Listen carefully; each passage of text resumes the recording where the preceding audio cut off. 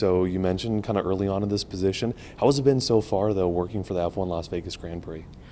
The opportunity to work for the premier motorsport globally is an honor, and it was an incredible inaugural year, and we're going to build on those successes, and we have taken to heart feedback we've received from the community, and you're going to see a lot of evolution in the event from the fan experience and from our commitment to the locals. Great, and let's talk about that a little bit, commitment to locals and evolution of the fan experience. We were talking a little off camera about how many general admission tickets have kind of been added, new experiences. It's not just cheaper tickets, but new experience added that locals can be able to partake in. So can you tell us a little bit about what's changing from last year to this year with ticket options? Sure. The F1 race is really about the fan experience and making sure it's great no matter where your vantage point is. And so we've expanded the ticket offerings to have a variety of price points and experiences, much more approachable this year. We think that's a great price point and an opportunity for more locals to have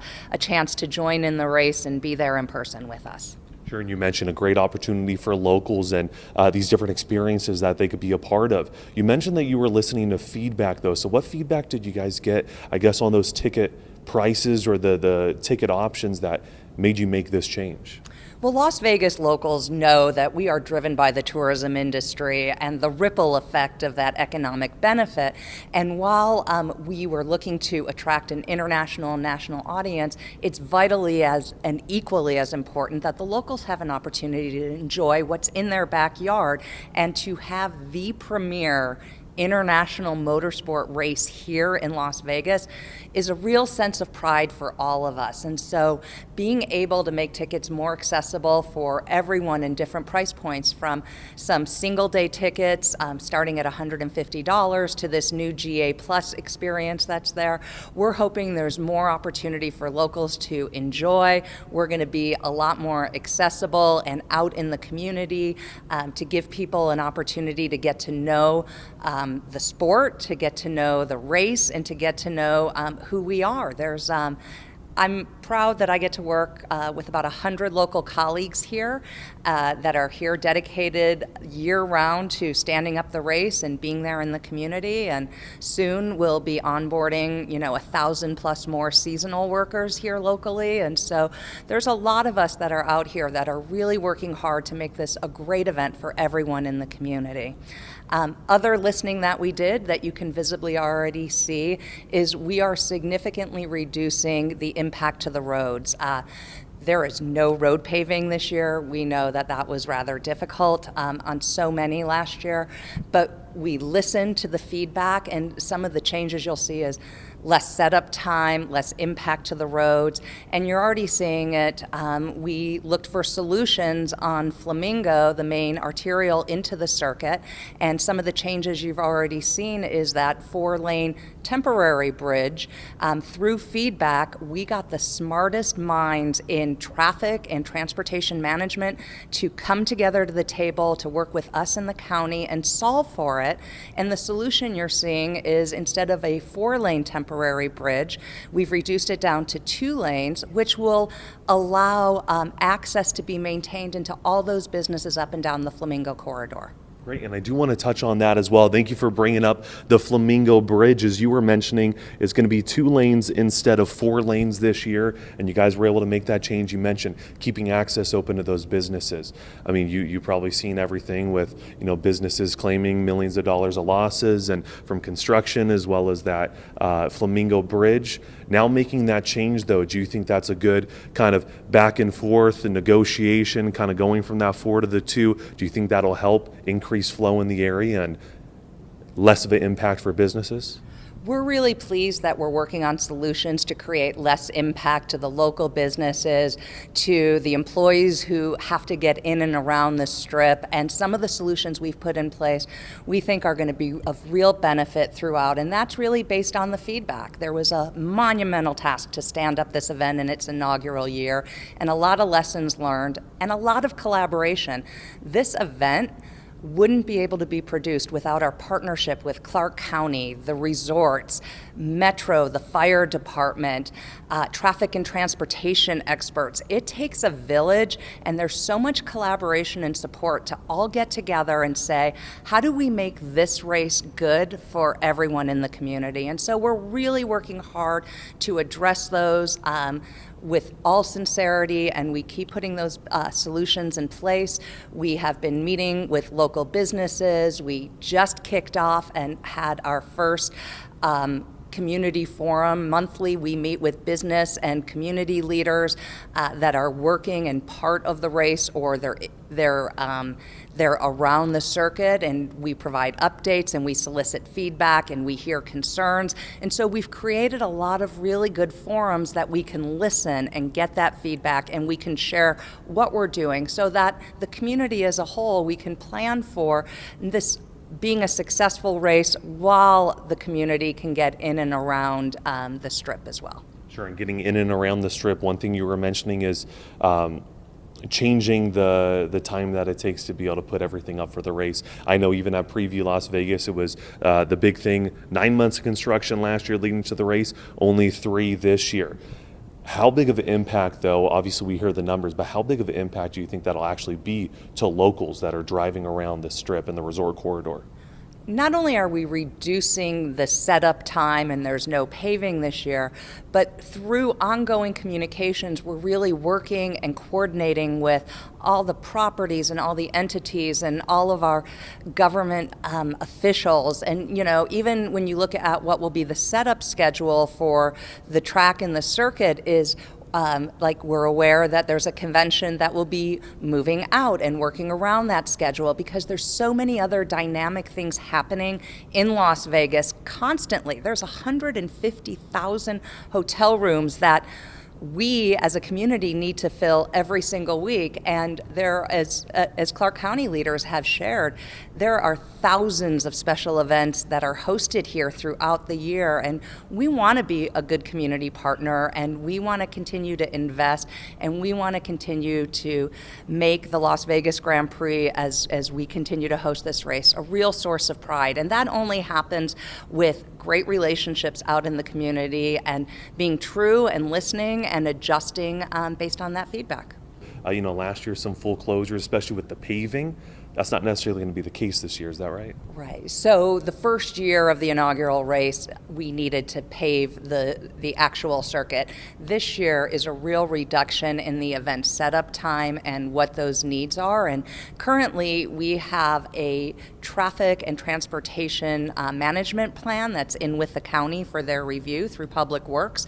And we will look forward to getting their feedback and sharing those plans with the community once they're finalized. But yes, there was a very intentional plan to go in to say, how do we reduce the impact? How do we really make this more effective as we set up? And, you can visibly see some of those changes. I believe the news of the reduced temporary bridge from 4 lanes to 2 lanes is a step in the right direction and a great step forward as we move ahead. Great. And one thing I'd like to ask you too, I know that it's with review in the county right now. Is there any scheduled date or around a month that construction will be starting? I know we kind of did the math, roughly August time would be when something starts. I don't know if you have that information just as yet. No, we're going to wait for the county to come back with their plan and their feedback to our traffic management program, and we will go from there. So. Fantastic. And one thing I do want to touch on is the ticket giveaways. You mentioned trying to get out in the community more. I heard possible events even stretching down to downtown Las Vegas and just kind of all around the community. Can you tell me about kind of the community impact with ticket giveaways and you guys having the outreach so far? Sure. Well, keep an eye out for us out in the community, because we're looking to honor extraordinary locals who have done extraordinary things to make our community better. And we're going to surprise them with tickets now through the race so that they can join us at the race. So keep an eye out for that.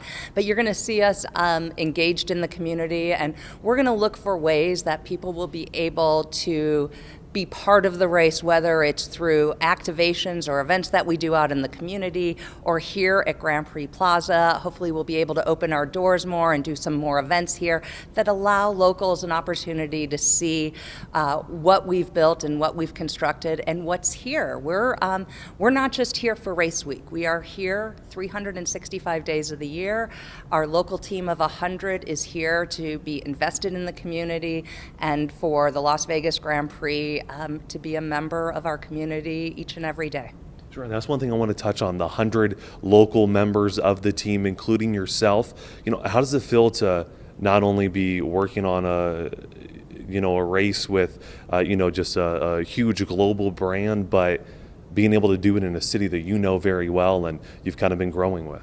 Well, as someone who's been here for 3 decades, I am so proud to be a Las Vegan, and I'm so proud to have joined a team that is working so hard and that they care. And while they may be more behind the scenes and you're not going to see them as you see the drivers and the teams, it's an exceptional group of talented folks who've come together to work on the premier motor racing, and that is F1. And we hope that the community has an opportunity to learn and grow and become part of the racing community as well and see what we're all about. Thank you very much for giving me, some of your time. One thing I do want to touch on is the communication with the locals. I know there's a new X account. I believe it's a communication account as well. I know you had the text chain last year too. How could locals expect to get communication from you, and what's that X account going to be looking like? For locals, there's 2 opportunities to hear from us on a constant basis. If you are a fan of F1, definitely go through those social channels and our website. But we also launched a local Twitter handle that for the locals to hear what we're doing here locally, to understand what the event setup will look like, and if it's going to impact you in any way. Are there alternate routes, or are there alternate ways you can plan for it? So it is a new channel. We're excited. We're excited to share what we're going to be doing out in the community and how locals can get involved, and look for us at events throughout the year. We're really going to start to show up now that we have the event dialed in. It's our opportunity now to kind of go out and make sure everyone knows ways that they can engage with the Las Vegas Grand Prix. The Las Vegas Grand Prix put Las Vegas on a global stage, and not only was it economically beneficial for the state, coming in at $1.5 billion in economic impact, but that trickle down of those taxes that were collected. One of the great examples is that of the $77 million collected in taxes, over $20 million is going to our local schools. And so you have an economic impact to the state as well as the global exposure. LVCVA shared with us that in just race week alone, they receive 6 times as many media mentions for Las Vegas than they get in a typical year. And the visitor who came in for F1 spent 3.6 times more than they would have for a regular visit. And so that ripple effect on the tourism front is exceptionally beneficial, and we all know how that benefits throughout the state locally and hits the places that need it the most. So, I like to share that that's a piece of the puzzle as well. Fantastic. Well, I appreciate you sharing. And lastly, one thing that I want to touch on is you mentioned you got all the feedback from, locals' complaints or worries, that struggles that they went through with last year's Grand Prix. With kind of having a focus on that, do you think you pretty much have addressed those concerns and will alleviate those concerns for people this year? We're pleased at some of the solutions we've put in place. We continue to work hard every day to earn the locals' trust and to see that this is an event that is good for Vegas and Vegas is good for the race. And we'll continue to communicate and be out there and listen as well. Obviously, new ticket options, not just cheaper tickets necessarily, but it's a lot more options that people could go towards for locals to be able to come to the race. So can you tell us a little bit about those new options and the new added features that people could attend? Yeah, Yeah, we've expanded our ticket offerings. We want to have a variety of experiences for the fans and a variety of ticket prices that are approachable. And so we've now expanded GA, and there's going to be over 10,000 tickets that are available at the GA price point, as well as there's some single day tickets out there that start at $150. And so there's a real opportunity, whatever you want your experience to be, that we have expanded those offerings in ticketing.